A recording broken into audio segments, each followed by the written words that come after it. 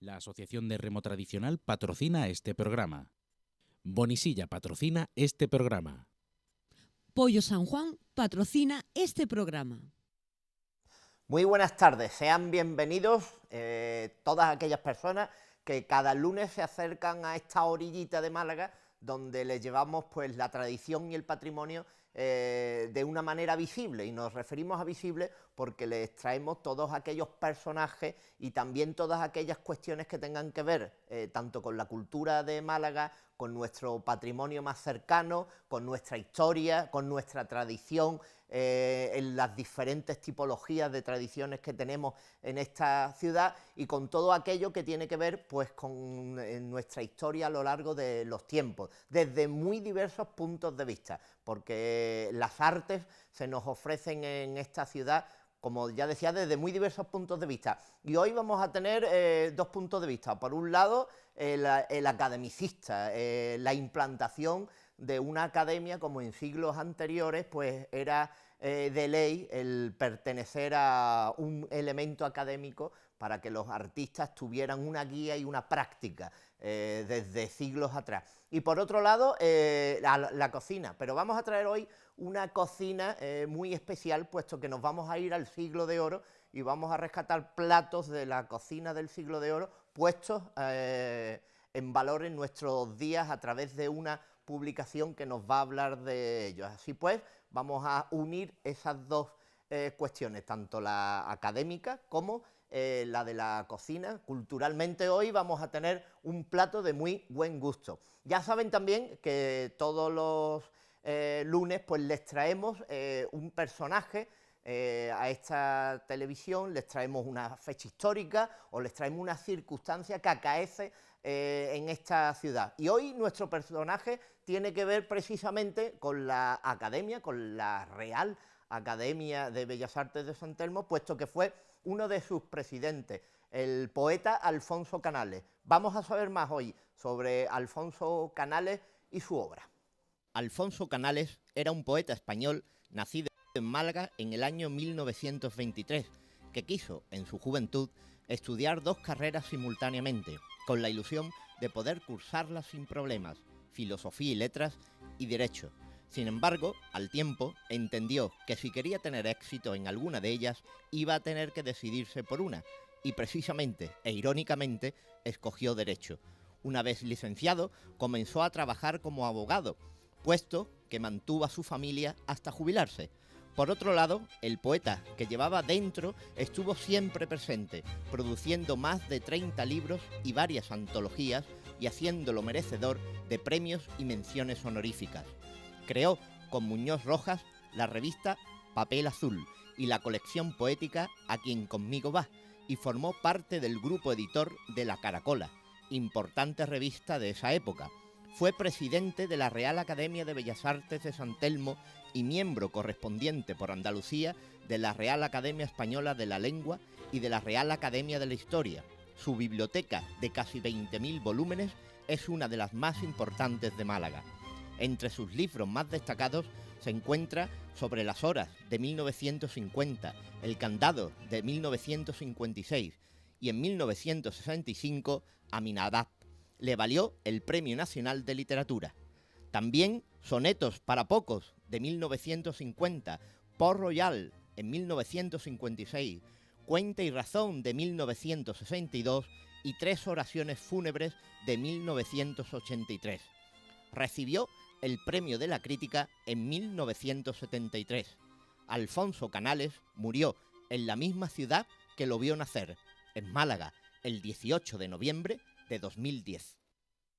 Sin duda alguna, uno de los personajes indispensables en nuestra trayectoria literaria en Málaga y también en la academia, en esa Real Academia de Bellas Artes de San Telmo, que guía los destinos de todas aquellas artes que se amparan en la misma. Por eso hemos querido traer a Alfonso Canales a este espacio, microespacio de todos los lunes, y por eso también en la introducción les decía que hoy íbamos a hablar tanto de esta Real Academia como de una publicación que ha tenido a bien editar la misma dentro de pues, su dilatada trayectoria en cuanto a publicaciones se refiere de cuestiones malagueñas, en torno a la cocina. Vamos a hablar de la cocina del siglo de oro. En este cuarto centenario de Cervantes se aprovecha para ello. Y hoy tenemos el lujo de contar primeramente con el presidente de la Real Academia de Bellas Artes de San Telmo de Málaga,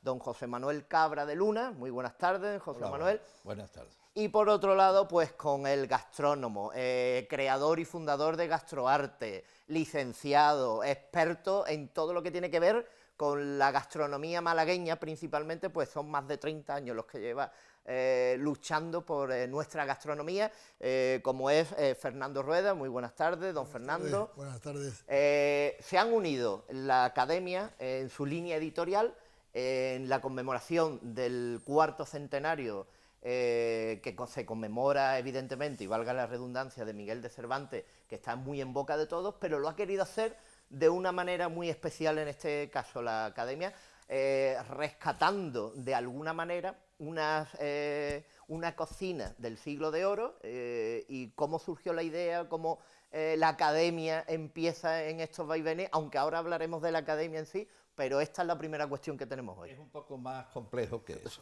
y más sutil. La Academia, durante el año de 2016, el año que concluye, ha desarrollado una serie de actividades a través de la figura de Cervantes. Aquí se contienen todos los actos que durante este año hemos desarrollado. Y uno de ellos era el abordar el tiempo, porque hemos querido, abordar no solo la obra de Cervantes, sino también su figura y su tiempo. Y es indudable que para conocer una época, entre otras cosas, hay que saber su cocina. Nosotros no hemos querido editar un libro de recetas cervantinas o del tiempo de Cervantes, sino que como en Málaga contábamos, y contamos felizmente, con Fernando Rueda.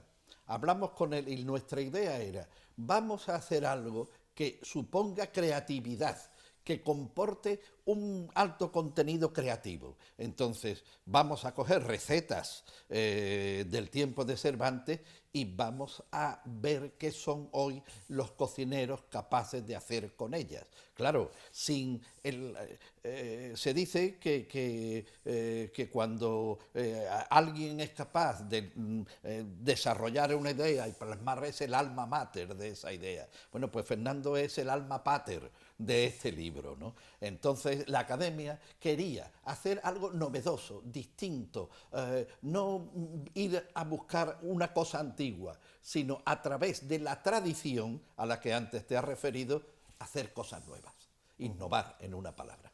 Y Fernando se puso manos a la obra, ya tenía una preidea, porque hay muchas presecuelas en torno a la gastronomía en época cervantina, en el siglo de oro. Hay unas ediciones anteriores de esa cocina, pero esto era una novedad dentro de que el tema estaba tocado. Sí, el tema estaba tocado. Yo me acuerdo de la reunión que tuvimos, ¿verdad?, con la doctora Rosario Camacho y él en su casa, y la idea era hacer algo distinto. En principio, el Gastroarte ya lleva una línea, sabes que soy presidente de Gastroarte, lleva una línea de editar libros con un tema científico previo y luego en torno a un tema, por ejemplo, la miel de caña, el salmorejo, el aguacate, que también se ha editado este año. Luego los cocineros, siempre con alguno invitado, pues hacían versiones en ese trabajo. Entonces a ellos se les ocurrió la idea de que por qué no lo hacíamos con Cervantes, ¿no? En principio me acuerdo que nos reímos mucho, ¿te acuerdas? Porque me dijeron, Fernando, ¿por qué no cogemos las recetas del Quijote? Y en el Quijote no hay recetas, lo venimos hablando ahora. En el Quijote lo que hay son nombres de plato, pero no recetas, y por tanto no se podía hacer nada. Y a eso atiende a lo que tú me preguntabas. Se ha escrito mucho sobre las recetas de Cervantes. Yo creo que muchas sí son conocidas y son válidas hoy día. Yo como historiador o me dedico a la sociología de la alimentación, como sabes, te puedo decir que muchas son auténticas barbaridades. Muchas sí sabemos cómo eran, pero no exactamente cómo lo hacían, porque evidentemente no hay referencia literaria. Sí hay, afortunadamente, y eso fue la idea que al final tomamos, 4 libros de gastronomía que se editan en los últimos 17 años de vida de Cervantes. Cogimos los 3 principales.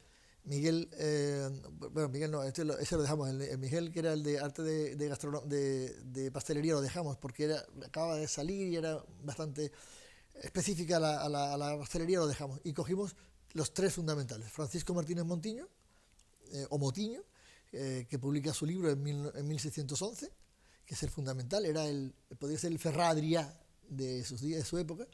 Diego Hernández de Macera Domingo de Macera y Diego Granados. Son los 3, de 1599, 1607 y 1611. Y cogimos recetas de ahí que fuesen válidas en función a la categoría profesional, categoría en el sentido de temática, pescado, carne, ave, de los grandes cocineros del Grupo Gastroarte, y me leí los 3 libros varias veces, saqué las que eran en función de cada uno de los cocineros, las que eran idóneas para él, y se le dio. Sobre esto se había hecho algo por el estilo, pero nunca fundamentándose en la literatura de estos autores. Se había hecho siempre especulando cómo podía ser la cocina. Y de hecho, hay un tema terrible que es el de los duelos y quebrantos. Que realmente la palabra tiene narices porque realmente es de duelo y de quebranto la cantidad de barbaridades que se ha escrito sobre el tema. Se ha escrito sobre él más que sobre el propio Quijote, o tanto. Y yo sigo manteniendo la tesis de que nadie sabe lo que es exactamente duelo y quebranto.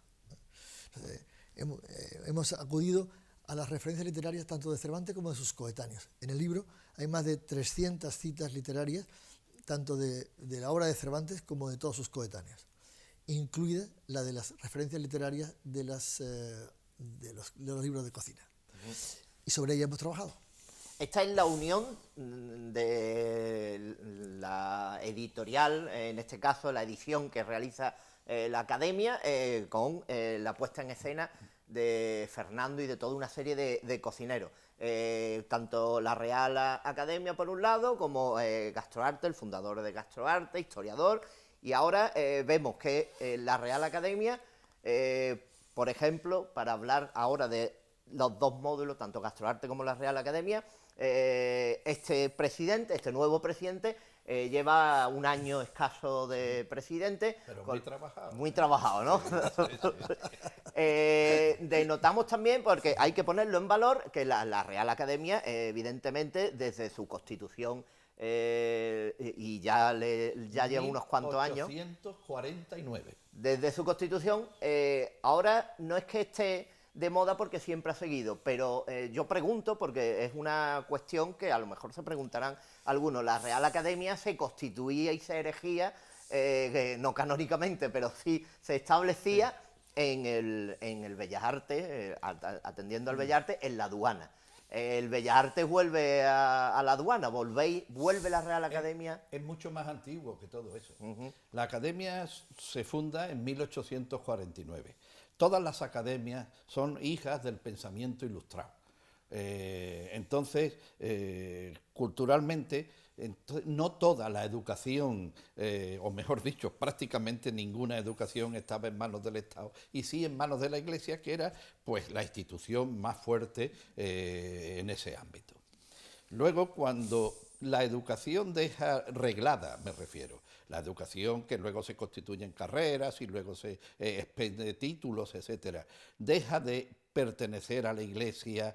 Las academias se fundan como una especie de motores de pensamiento, valga la expresión, y amparan muchos institutos, muchos centros de estudio, como por ejemplo en Málaga ocurre con lo que se conoce por Escuela de San Telmo, que es la Escuela de Bellas Artes que en su día funda la Academia.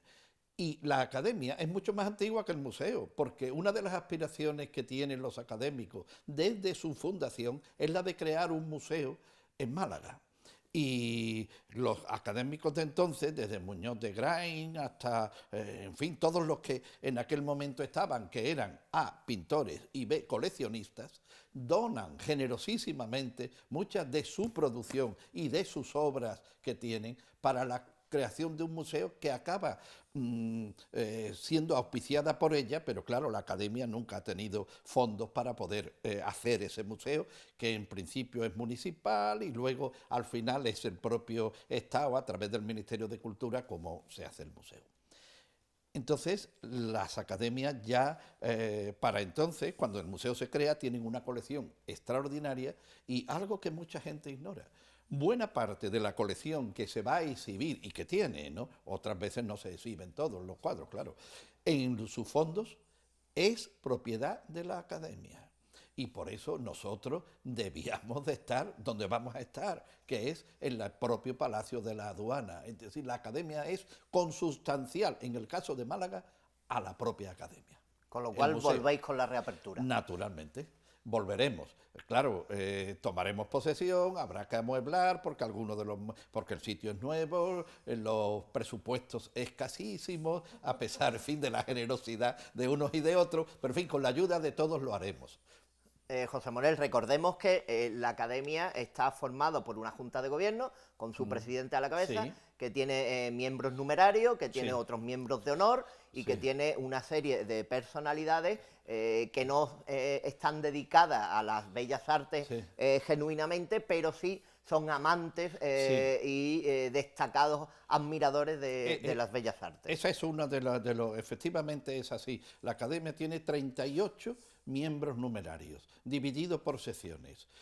Pintura, escultura, literatura, música, ahora ya artes audiovisuales y luego un grupo muy amplio que son amantes de las bellas artes. Entonces, esa es lo que componen, digamos, el corpus de los académicos con voz y voto. Y luego hay algo que, si se lleva bien, puede ser fantástico, que son los correspondientes, entendiendo por tal aquellas personas que, viviendo fuera de Málaga y no tienen obligación de asistir a las reuniones, ni tendrán voto en ellas, pero sí voz, se les nombra como académicos y se titulan así, académicos correspondientes. Y luego hay efectivamente los miembros de académicos de honor, etcétera, ¿no? Actualmente el más antiguo, si no estoy equivocado, es el anterior presidente, Sí, señor, don Manuel Campos. Manuel del Campo, Y del que Campo. pertenece a la sección de música, que ha sido catedrático de música en nuestra universidad y que muy pronto, lo hablaba con él el otro día y como es natural, habrá que celebrar ese evento, muy pronto, o esa circunstancia, cumple 50 años de pertenencia a la Academia. Y después de los actuales, de los componentes actuales, Sí. Manuel Alcántara es el miembro también de Pues mayor de relevancia. de los más antiguos, efectivamente. Doña María Victoria Atencia también está. En fin, en la academia, sinceramente, hay personas de una relevancia excepcional.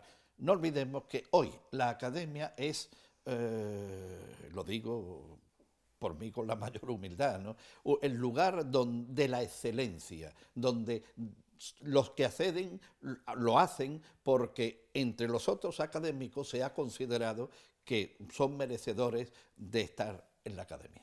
Algunos se preguntarán, algunos de los que nos están viendo ahora se preguntarán cómo accede el presidente o qué disciplina es el presidente, y solo viéndole la corbata puede uno imaginarse que le da a la pintura. Sí, bueno, tiene no solo afición. No solo afición. Lo que pasa es que yo he tenido, y lo digo así siempre, una profesión y un oficio.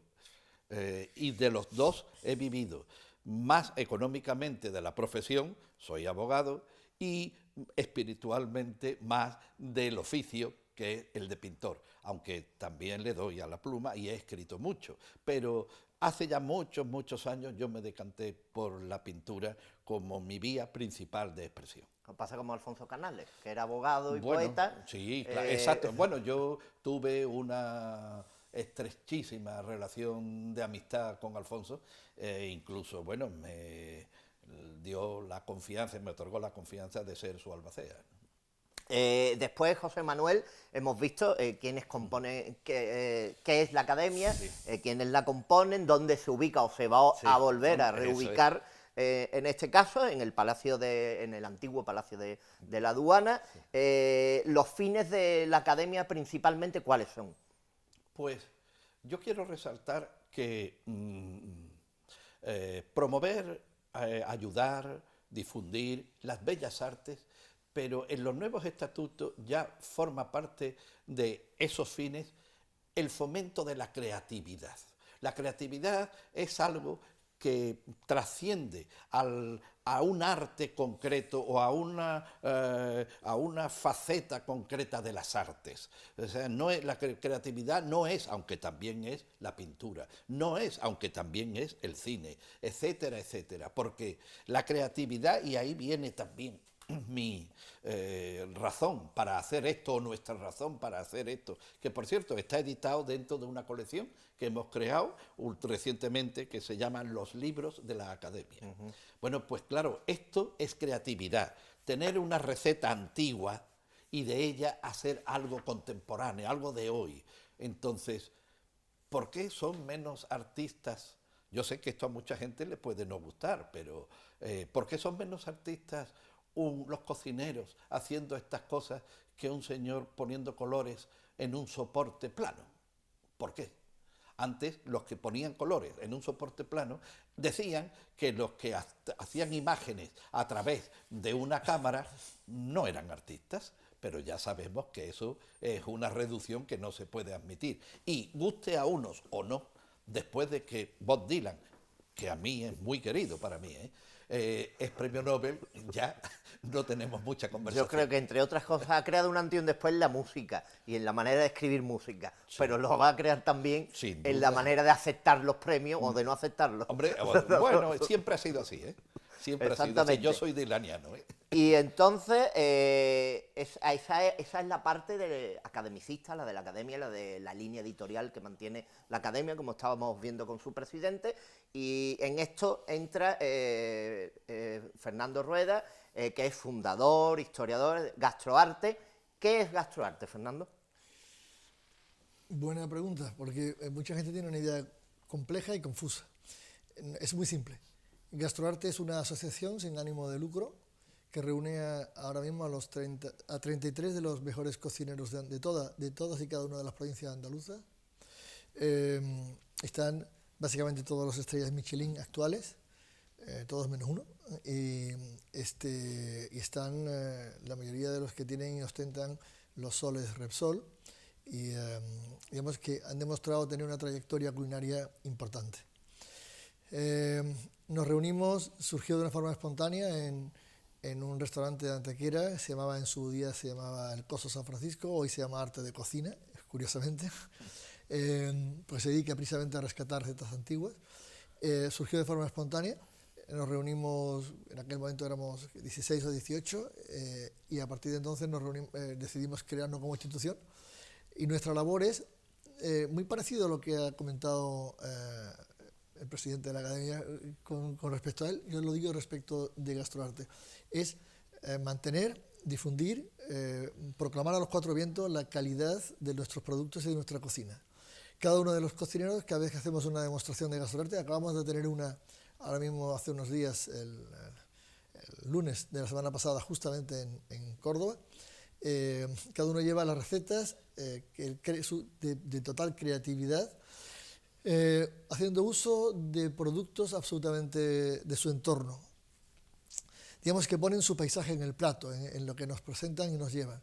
Y cada vez que nos llaman, hacemos varias reuniones al cabo del año, donde invitamos, si lo hacemos en un restaurante determinado o en un hotel determinado, es el hotel o el restaurante el que invita a la gente que tiene que ir. Nosotros no cobramos nada. Hacemos algunas cobrando bastante, porque es con ánimo de ayudar a instituciones que lo necesitan. Hemos hecho con Cudeca, con aldeas infantiles, esta corbata me la regalaron ellos por eso, aldeas infantiles, cuando ardió el bosque de Marbella, ¿os acordáis? Hicimos también decíamos una tapa, un árbol, ¿no? también nos entregamos a ayudar a instituciones que lo necesitan, porque el que va a una de estas cenas, suelen ser cenas, bueno, hasta ahora han sido siempre cenas, se encuentra con una demostración interesantísima. Es como la capacidad de tener un menú de degustación de 20-25 platos en el que cada uno de ellos, siguiendo digamos, el orden coherente de una cena, entrantes, perdón, o snack, entrantes, primeros, segundos y postres, tiene un menú de degustación en el que cada uno de esas tapas, de esos platos, ha sido realizado por un cocinero de enorme prestigio. A veces nos reunimos, bueno, en este libro hay 11 o 12 estrellas Michelin escribiendo, en otros ha habido más, depende, porque a veces invitamos a cocineros de fuera, ¿no? En este caso, como era exclusivamente Andalucía, no hay nadie ajeno a Andalucía. Pero solemos invitar a gente, se me ocurre a Pascal Barbot, que es el cocinero revelación francés ahora mismo, 3 estrellas Michelin, o a Takahashi de Japón, también tenemos cierta amistad, se colaboran y ellos traen los productos de su tierra, como es lógico. Vamos a seguir hablando de cocina, de academia, pero también vamos a darnos nuestra vueltecita por esos productos de Málaga, que no es otra que la publicidad. Volvemos después de ello y hablamos mucho más de cocina y de Málaga.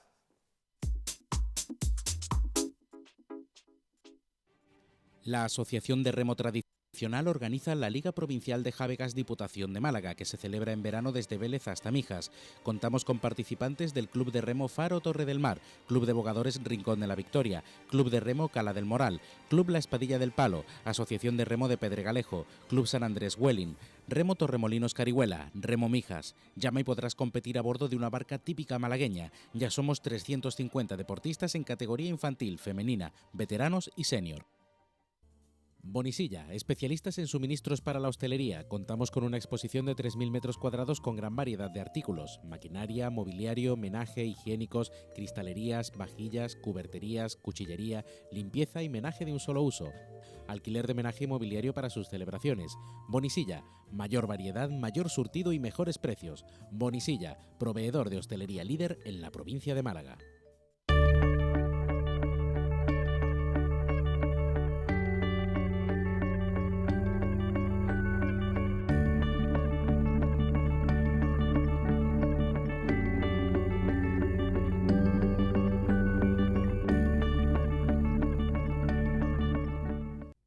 La Consejería de Salud ha abierto en Cártama el nuevo Hospital del Valle del Guadalhorce. El nuevo centro sanitario dispone de área de urgencias las 24 horas y cuenta con las principales consultas de especialidades y la última tecnología sanitaria, dando servicio a más de 105.000 habitantes de 13 municipios y mejorando la atención sanitaria en la provincia de Málaga. Consejería de Salud, Junta de Andalucía.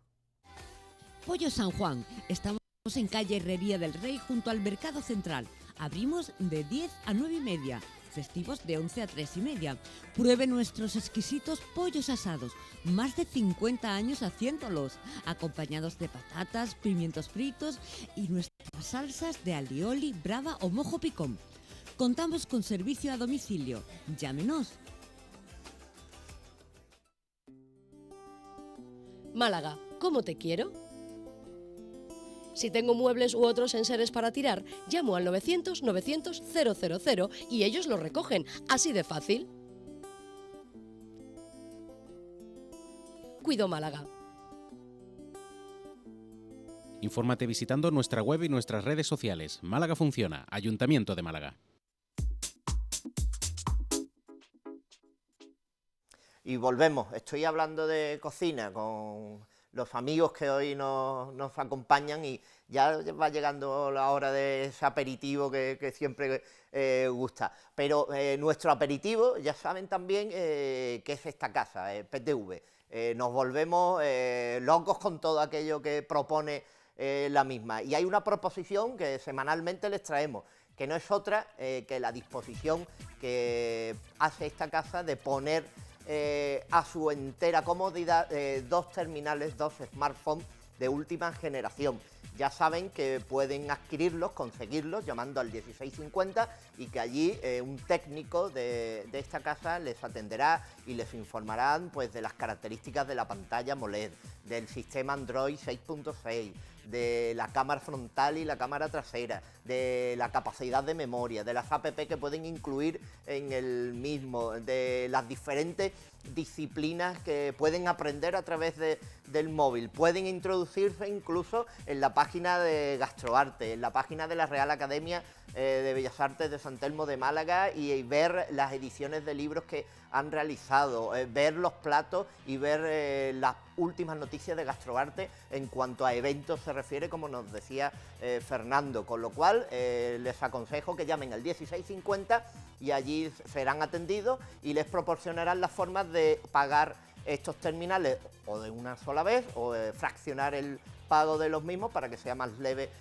la caída, pero en este caso no es caída puesto que tendrán dos magníficos terminales de última generación, smartphone, ya saben, esos teléfonos inteligentes que nos hacen la vida más sencilla y sin los que evidentemente hoy en día pues casi que no pueden vivir algunas personas, aunque todavía la lectura de un libro es muy agradable, aunque sea también a través de internet. Así pues, al 1650 tienen esos móviles y esa manera de entender nuestro camino de PTV.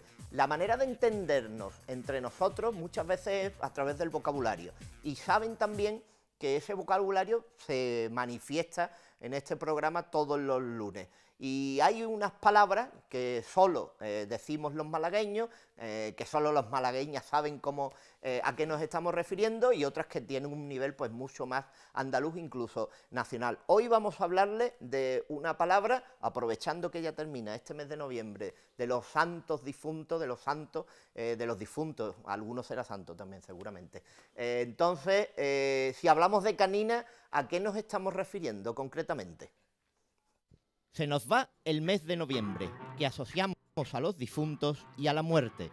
Y si hablamos de muerte, la representación de esta, en muchas ocasiones, la visualizamos mediante un esqueleto, una calavera que nos avisa de la fugacidad de la vida. Pero en Málaga tenemos una palabra para denominar a esa calavera, que no es otra que la de canina. Por definición, que al nombrar a un perro en latín nos referimos a canis. Y se decía en tiempos de carestía aquello de que el perro era un saco de huesos. Las derivaciones históricas han hecho que al referirnos al esqueleto humano lo denominemos canina. Y a su vez, cuando queremos hacer referencia a que una persona no tiene dinero, decimos aquello de está canino. Pues ya saben, es una palabra muy utilizada y que de vez en cuando pues no sabemos de dónde viene o por qué la decimos, porque se nos ha trasladado de generación en generación. Lo que no está ni canino, ni es para quedarse canina, es probar las recetas que el libro del arte de cocina nos trae hoy a nuestro programa. Estamos hablando con el presidente de la Real Academia de Bellas Artes de San Telmo y con el fundador de Gastroarte, entre otras cosas, puesto que también tenemos a un pintor y también tenemos a un historiador, pero también tenemos a un abogado y también tenemos a un gastrónomo, con lo cual, evidentemente, el plantel no puede ser mejor. Hablábamos con José Manuel y con Fernando de la edición de este libro. Estábamos hablando antes de la comparecencia en el mismo libro de 34 cocineros que juntaban más de 10 estrellas Michelin en el libro, que han adaptado o reinterpretado en sus casos una cocina del siglo de oro, no específicamente de Cervantes, ni del Cervantes evidentemente como decías antes. ¿Cómo se hace eso? ¿Cómo lo han hecho? ¿Cómo lo han llevado a cabo, Fernando? Bueno, en principio hablábamos de cómo se podía hacer, ¿no? Yo cuando hablé con ellos, y además coincidimos curiosamente en una de las conversaciones por teléfono el presidente y yo, en que yo le había dicho a los cocineros que a cada uno le mandé entre 3 y 5 recetas, salvando 2 o 3 personas, 2 o 3 cocineros a las que le mandé obligatoriamente una. Es que te digo quiénes son, ¿no? a Diego Gallegos, que sabe estrella Michelin, como sabes, del restaurante Soyo. Le mandé una receta de sollo, obviamente. Esto lo tenía clarísimo, porque lleva toda su vida trabajando con... Aclara qué es el sollo. Bueno, el sollo yo creo que todo el mundo ya lo debe saber. Callos. No, sollo vamos, es curioso. Es ya que habéis hablado ahora mismo de una palabra en su evolución, de canis canis, sollo es el nombre con que se conocía en España históricamente la palabra, lo que hoy día conocéis como esturión. De hecho, y muy curiosamente, en los pueblos del interior todavía, porque había esturión en nuestros ríos, los ríos grandes, hasta el año 55 se encontró el último en el Guadalquivir, la mayoría eran en el Guadiana, muy bien documentados además, desde el siglo XV están muy bien documentados, pero es curioso que en los pueblos del interior, se me ocurre Antequera, Archidona, yo he oído muchas veces el refrán, el dicho, niño que está más gordo que un sollo. Todo el mundo sabía lo que significaba el refrán, pero nadie tenía idea de lo que significaba sollo. Es que el sollo, el esturión, eran unos pescados que cuando se cogían, se podían adquirir tamaños de 300 kilos sin problema, incluso 400. Y esos callos de sollo vienen a colación ahí. Exacto. Entonces de hecho, en los libros de arte de cocina que están aquí, porque el libro se llama Libro del Arte de Cocina porque todos los libros de aquella época se llamaban Libro del Arte de Cocina, todos, sin excepción, ¿no? Entonces, en este libro, concretamente en el de Francisco Martínez Montiño, especialmente, lo que se cocinaba se comía no era el caviar, como hoy día, o cavial, como se llamaba antiguamente, ¿no? El caviar era un producto sucedáneo, era un producto que no tenía valor, era una casquería, una mojama casi que la gente comía, y la gente humilde. En el Quijote aparece, en el segundo tomo del Quijote aparece como que se paran en un momento determinado a comer, Sancho lleva su trozo de queso como es menester, ¿no? Y come un trozo y uno saca caviar, ¿no? El caviar era algo que no valía nada. Lo que valía y tenía mucho precio era la carne de sollo, la carne del esturión. Como figura en un libro magnífico que recomiendo siempre, que es El arte cisoria, del que fue el tío de la reina Isabel, y que habla de arte cisoria, el arte de cortar, y donde dice cómo tronchar, cómo cortar precisamente el sollo. Y decía que era abundante en el Guadiana, más que en el Guadalquivir. Entonces, a cada uno se le otorgó el suyo, ya que hemos contado lo del sollo. Por ejemplo, a Charo Carmona se lo tenía muy claro. Charo es posiblemente, le acaban de conceder, en estos días saldrá un Sol Repsol. Es posiblemente, no, es la única cocinera del grupo, especializada en cocina tradicional 100% y en carácter antiguo, en lo que es el cocido de guisandero, ¿no? Entonces yo a ella le otorgué y le dije, Charo, tú obligatoriamente me tienes que hacer la olla podrida. Y se enfrentó con ella y además con un efecto, por cierto, muy, muy bueno. A otro cocinero muy conocido por aquí por Málaga, que es a Sergio Garrido, le dije, Sergio, no eres capaz de hacerme unas lentejas sin ningún tipo de grasa. Son las lentejas las que hace referencia en el primer capítulo del Quijote al principio, una de lo que era la lenteja todos los viernes, ¿no? Era la lenteja, evidentemente, de la lenteja viuda.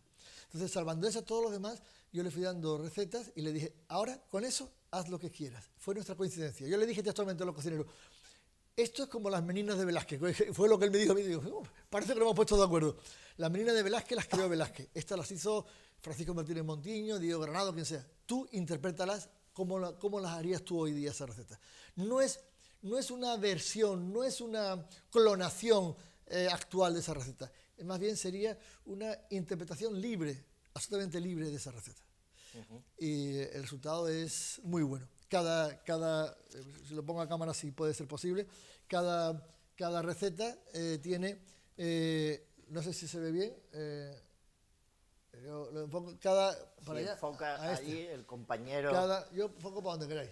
Cada receta tiene en texto del siglo XVII, con letras del siglo XVII, como si fuese exactamente igual que si fuese un facsímil. No lo es para evitar problemas, pero se dice exactamente la página tal de la original del siglo XVII.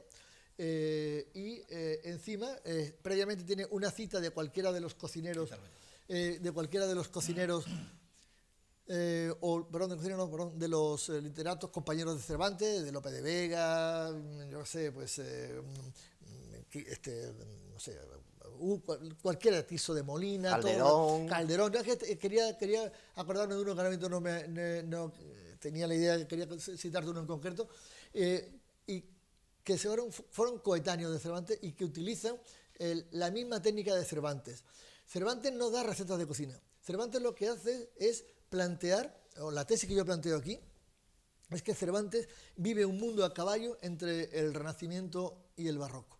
Entre un Renacimiento idealizado de caballería, en los libros de caballería que él luego critica, y un mundo absolutamente real del Barroco. Y el Barroco, la característica del Barroco, todos los que hemos estudiado Barroco los conocéis, lo que intenta es darte una visión falsa de la realidad o distinta de la realidad, los famosos traspantojos, tan de moda ahora en la cocina, por cierto, ¿no? Entonces, entre el mundo irreal que plantea Cervantes en su libro de caballería, en el Quijote, y la realidad real, tácita y tangible, la única verdad que existe entre los dos mundos, el irreal del Quijote y el real, son las recetas de cocina, que son ciertas.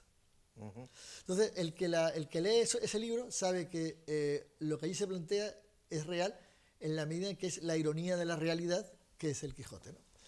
José Manuel, ese trampantojo del que hablaba Fernando, esa trampa al ojo, no se da en esta edición, puesto que se ha cuidado, como decía él, pues la tipografía, que se tenga una edición que a la vez que nos recuerde ese siglo de oro, también podamos analizar perfectamente y podamos incluso realizar las recetas que para eso también se exponen, ¿no? Totalmente.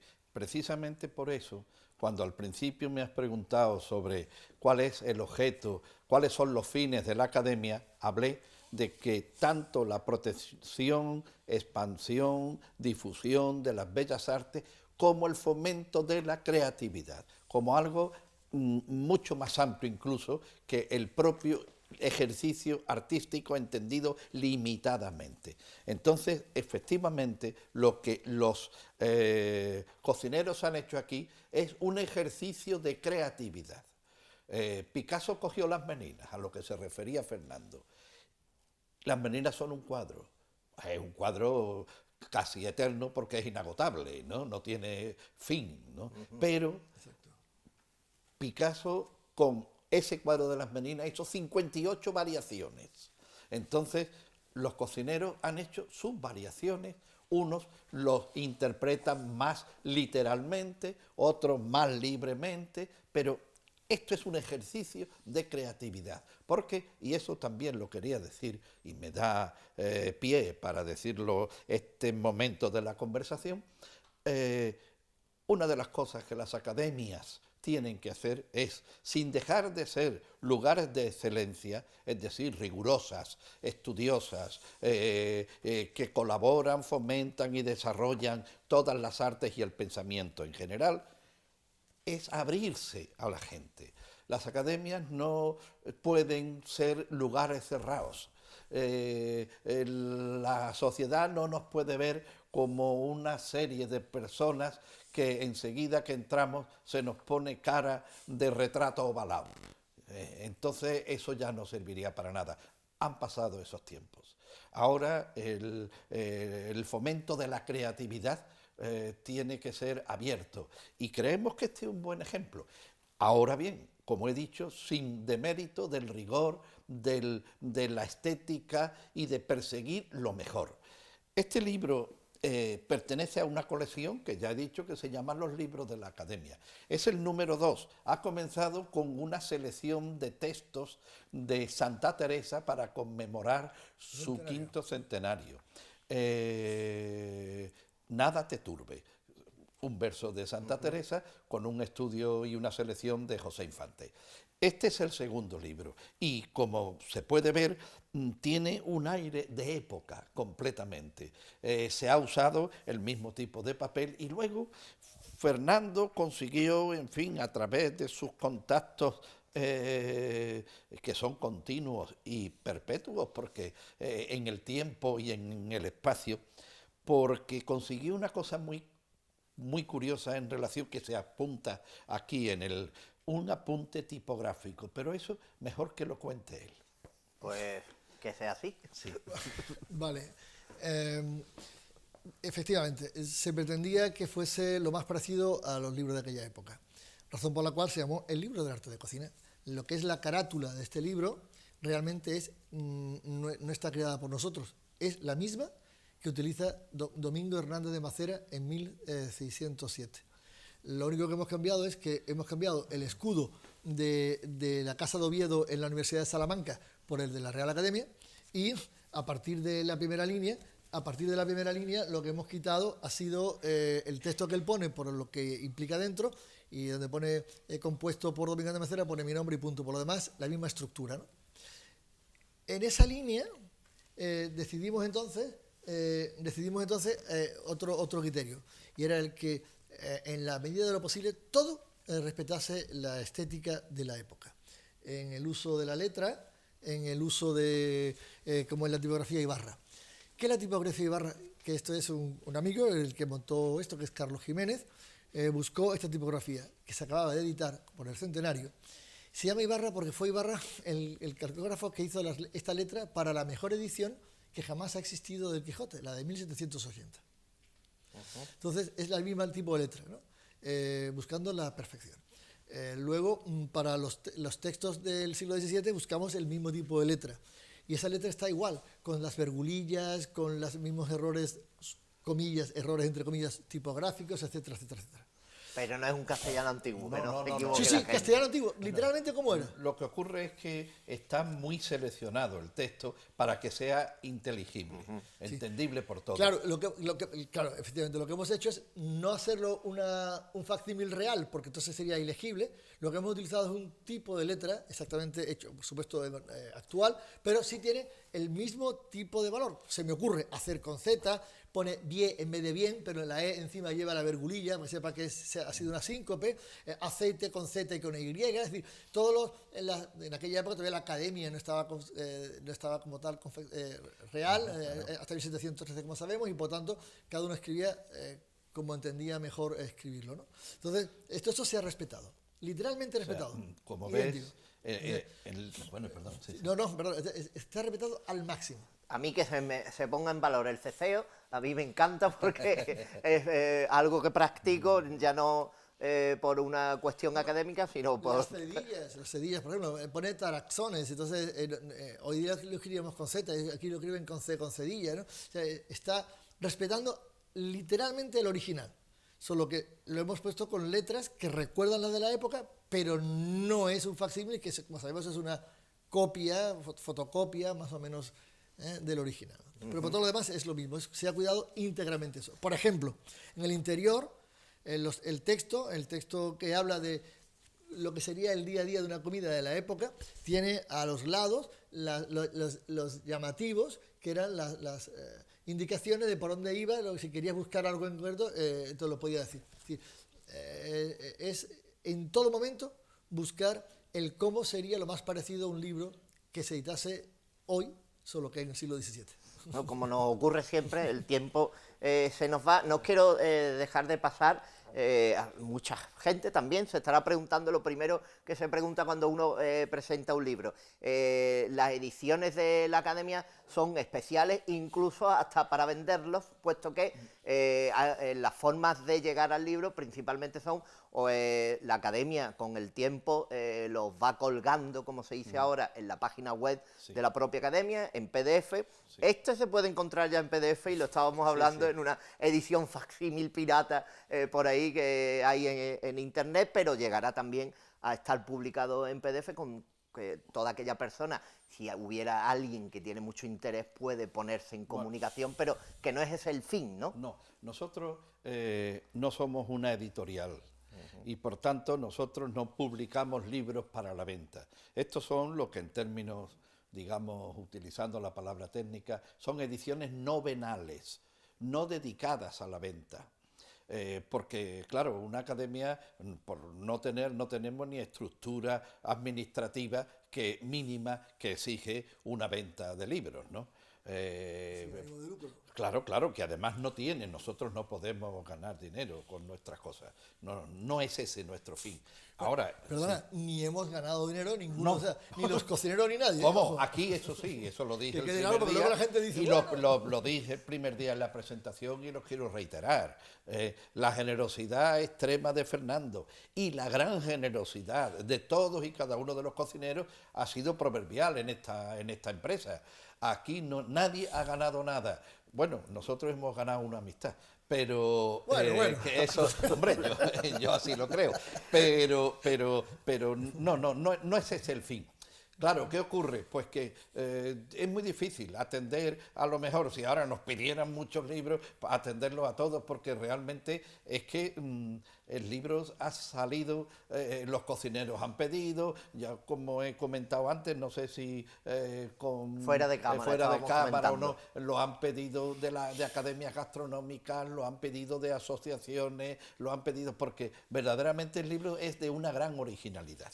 Porque, y como dijo Fernando al principio, y reiteramos nosotros, libros sobre comida en tiempos de Cervantes hay muchos. Hacer algo a partir de lo que se hacía en tiempos de Cervantes, yo creo que no hay mucho o más bien ninguno. En cualquier caso, esta es una obra singular y de importancia. Y quiere decir que las academias se están renovando, por lo menos la nuestra, eso seguro. Pues con eso nos quedamos, con la renovación de la academia.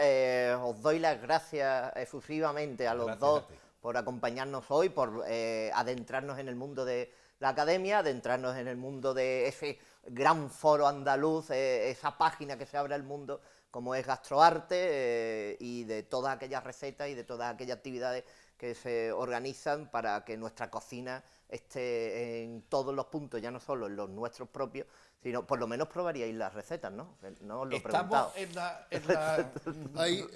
Estamos en ello. La idea primera era que se hiciesen los una cocineros. gran... De hecho, ha habido gente que sí lo está haciendo. Hay incluso ahora, en estos días, hasta el día 30 de este mes, que ya es pasado mañana creo, concretamente Charo Carmona sí está haciendo una jornada exclusivamente de recetas de la época de Cervantes como jornada, ¿no? Nosotros no descartamos hacer algunos actos en los que en diferentes restaurantes de cocineros que aparecen aquí, que por supuesto nos tienen que hacer su plato y que invite a alguno más también para que nos complete. Yo sí he probado algunos, sí. Pues estén atentos, que los probaremos, intentaremos probarlos por lo menos. Gracias a los dos. Nosotros nos convocamos el próximo lunes para volver a probarnos nosotros mismos en esta cultura que se nos amplía todos los lunes, en este patrimonio que es nuestra tradición, estar con ustedes, con vosotros, contigo, con ella, todos los lunes. Así pues, sean felices, disfruten de Málaga, que como siempre les digo, merece la pena. La Asociación de Remo Tradicional patrocina este programa. Bonisilla patrocina este programa. Pollo San Juan patrocina este programa.